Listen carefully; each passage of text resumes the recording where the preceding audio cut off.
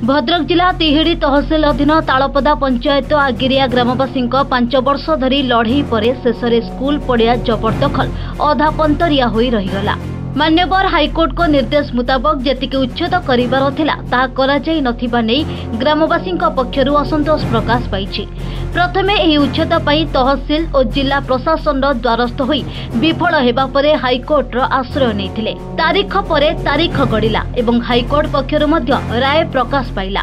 हेले आदेश को अणदेखा करा जिबारु शेषरे ग्रामवासी जिला प्रशासन विरोध रे कोर्ट निर्देश को अवमानना करिथिबा नै पुनश्च हाईकोर्ट रो द्वारस्थ होइथिले। उक्त आदेश को पालन करिबारे जिला प्रशासन तालतुल नीति अवलंबन करी आसुथिबा बेले तरबरिया भावे तिहिड़ी तहसिलदार पक्षरु जबरदखल उच्छेद करा जायछि। मात्र निर्देश मुताबक संपूर्ण होई नथिबा ग्रामवासी पक्षरु क्षोभ प्रकाश पाइछि। खेल पड़ियार पाचेरी निर्माण पई पंचायत प्रशासन पक्षरु गत 2016-17 आर्थिक वर्ष रे व्यय बराद करा जायथिला। मात्र उक्त जबरदखल पई काम बंद रहिथिला। परिवार जबरदखल करुले हम तहसिल पाखक गलु तहसिल किसी बुझे जिलापाल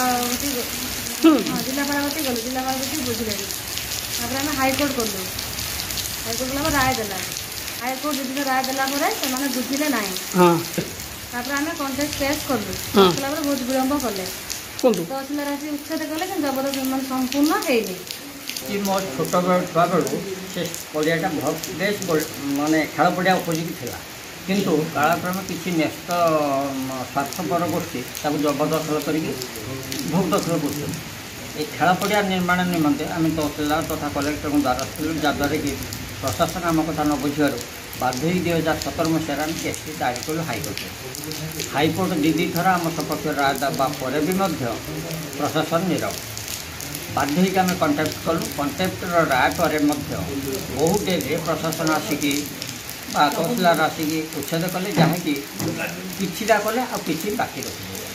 तिहिड़ीरू संजय दास को रिपोर्ट कोणार्क न्यूज।